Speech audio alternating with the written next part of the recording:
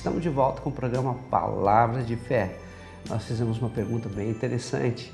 Nós estamos falando aqui sobre os 3 perdidos, né? Em Lucas capítulo 15, eu fiz uma pergunta: você é uma ovelha ou você é um bode?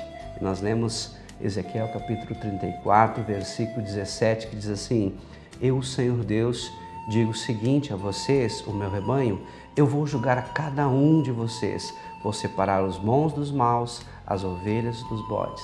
Lá em Mateus capítulo 25, versículo 32, diz que no final dos tempos o Senhor Jesus vai separar os bons dos maus também, as ovelhas dos bodes. Os bons vai colocar à sua direita e vai dizer: vinde, bendito do meu Pai, pois eu tive fome e me deste de comer, eu tive sede e me deste de beber, eu estive nu e me vestiste, eu estive enfermo e eu estive preso e me visitaste.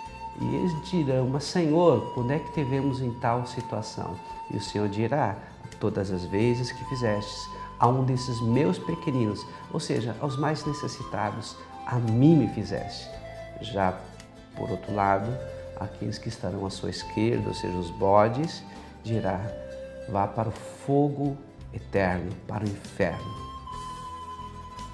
Por quê? Porque não fizeram nada do que os outros fizeram. Então não adianta apenas nós sermos religiosos, não adianta apenas nós irmos na igreja. Se a nossa religião não for uma religião prática, principalmente cheia de amor e perdão, ou seja, cheia de atitude, nós podemos ser bode em vez de sermos ovelhas. Muito interessante, porque a ovelha ela é a fêmea do carneiro e o filhote é o cordeiro. O próprio Jesus já foi considerado o Cordeiro de Deus que tira o pecado do mundo. A ovelha é o símbolo da mansidão, o símbolo da submissão. A ovelha é conhecida por ser um ser dócil, manso, tratável, ensinável, indefesa. Ela se alimenta de capim fresco e produz lã o tempo todo. Talvez você possa começar a fazer uma comparação. Será que eu sou dócil? Será que eu sou manso? Será que eu sou submisso? Será que eu produzo para o reino de Deus? Se eu sou assim, eu sou uma ovelha. Mas, em compensação, o bode é o macho da cabra e o seu filhote é o cabrito. Ele tem algumas características bem interessantes. Ele é representado, ele figura um coração duro, um coração rebelde. O bode, ele é repentino, traiçoeiro, fedido e marrento. Ele se alimenta de lixo. Ele busca sua própria defesa e não teme ao homem. Muitas vezes agride o homem. Pode ser violento. Não aceita autoridade, muito menos repreensão, tornando-se desobediente e intratável. Uma palavra interessante: o bode é rebelde. E rebeldia é saber o que você tem que fazer e não faz. E insiste naquilo ainda. Rebeldia é a desobediência. Você conhece a Deus, sabe o que Deus quer de ti, mas faz o contrário. Quando você age dessa forma, você está sendo comparado com bode e não com ovelha. Nós podemos ser uma ovelha genuína. Nós podemos ser uma ovelha com manias de bode. E aí nós podemos ser tratados para sermos apenas ovelha. Nós também podemos ser um bode. Temos que estar atento para ver como é que nós agimos e principalmente reagimos diante das circunstâncias da vida. Então, se você é ovelha, Jesus será teu pastor, e aí nada te faltará. Salmo 23, versículo 1. Já por outro lado, o filho pródigo, ele um dia saiu de casa, ele se deu por conta que estava perdido, e ele voltou arrependido, pediu ao pai que lhe perdoasse. O pai, que representa e tipifica Deus, é claro que perdoou, porque o pai ama. O pai, quando avistou o filho de longe, saiu ao encontro do filho e o abraçou. Talvez essa história do filho pródigo seja uma das histórias mais contadas no mundo inteiro e tipifica o amor de Deus. Mas Deus não foi atrás do filho, o filho que teve que voltar para a casa do pai. Mas quando o pai avistou o filho vindo ao seu encontro, aí ele correu e beijou e abraçou. Isso também tipifica o amor incondicional de Deus, a aceitação de Deus.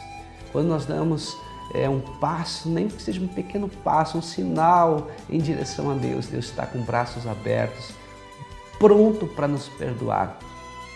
E esse filho, ele estava desviado, estava afastado, estava perdido, mas foi encontrado e houve alegria, houve um banquete. Mas também nós temos outro filho que não saiu da casa do pai, mas também estava perdido. Perdido em quê? Perdido no ciúme, na prepotência, no orgulho, perdido em motivações completamente contrárias à motivação do pai. E nós sabemos que temos muita gente na igreja, infelizmente dentro da igreja, que não se alegra quando um outro irmão volta para a casa do pai. Isso é terrível, meu querido. Talvez seja você mesmo que esteja me ouvindo. Talvez você fique triste porque alguém pode tomar o seu lugar. Deus tem um lugar para todos. Deus ama a todos como filho. Talvez agora você esteja agindo ou reagindo como aquele filho que não quis entrar na casa do pai, cheio de ciúme, cheio de arrogância, cheio de hipocrisia. Pare e pense no que você está fazendo, porque se você não se arrepender também, talvez você seja uma ovelha, mas com mania de bode, e só vai entrar no aprisco do Senhor, ou seja, nos céus, aqueles que são ovelhas legítimas, aqueles que são mansos, submissos, humildes, tratáveis e ensináveis. Talvez você esteja tão perto, mas você perca a salvação por causa disso. Deus quer que você tenha um encontro com Ele e uma alegria profunda de salvação. Não há nada maior e nada melhor que isso. Por que as pessoas, na verdade, então, elas gostavam de estar perto do Senhor Jesus? Por uma coisa muito simples. Jesus não era como aqueles hipócritas religiosos que condenavam as pessoas, que julgavam, que falavam alto, que se exibiam. Jesus amava, transmitia amor pelo seu olhar. Jesus cuidava das pessoas, Jesus se importava com as pessoas. Jesus queria estar perto das pessoas. Um verdadeiro pastor tem que ter cheiro de ovelha, tem que buscar andar com as ovelhas, cuidar das ovelhas, dar a vida pelas ovelhas.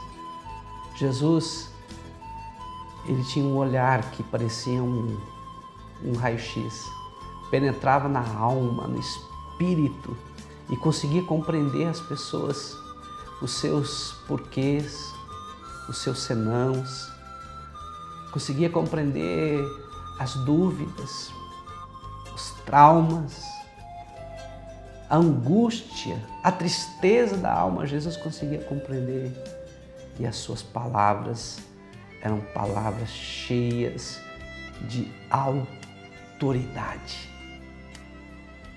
Jesus hoje é o cabeça da igreja.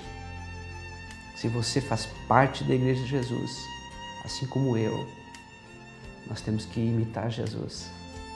Quem é cristão, pequenos cristos, parecidos com Cristo, temos que amar como Ele amou. Temos que perdoar como Ele perdoou. Temos que andar atrás das pessoas como Ele andou. Se a gente agir dessa forma, as pessoas vão querer estar perto de nós. Mas se nós apenas julgarmos, condenarmos, ferirmos, elas não vão querer saber do Senhor Jesus e nem da sua igreja. Nós vamos ser que nem aquele filho mais velho, colocando barreiras que acabam se tornando intransponíveis. Por quê? Por causa da nossa hipocrisia religiosa. Precisamos repensar o nosso cristianismo e andar e amar e perdoar como Jesus andou, perdoou e amou. Eu quero orar por você. Talvez você não tenha ainda esse sentimento de salvação. Talvez você esteja um pouco afastado, mesmo dentro da igreja. Coloca a mão na altura do teu coração. Talvez você que esteja me assistindo diz, pastor, eu ainda nunca fui numa igreja. Mas você pode fazer essa oração aí mesmo, na tua casa. Peça para que Jesus entre na tua vida. Entre no teu coração. Peça perdão pelos seus pecados. Diga para Ele tudo que você tem ofendido, tudo que você tem feito de errado. Não precisa falar para ninguém, é só você e Deus. Peça para que Ele seja teu Senhor e Salvador a partir de hoje. Peça para Ele mudar a tua vida, a tua história. E Ele vai fazer o impossível acontecer na tua vida. Feche os teus olhos. Amado Deus e Pai, eu te peço agora, Senhor, por essa vida, por essa alma preciosa que está assistindo essa programação. Muda a história da vida dela. Entra, Senhor, no coração dela. Seja Senhor e Salvador dela. Muda, Senhor, por completo essa história. Retira, Senhor, toda essa tristeza, a mágoa, essas feridas, Senhor, que estão agindo na vida dela. Escreve o seu nome no livro da vida. E que o Senhor possa ser Senhor e Salvador dela. Em o nome de Jesus. Amém. Que Deus te abençoe, querido, querida. Em o nome de Jesus. Amém.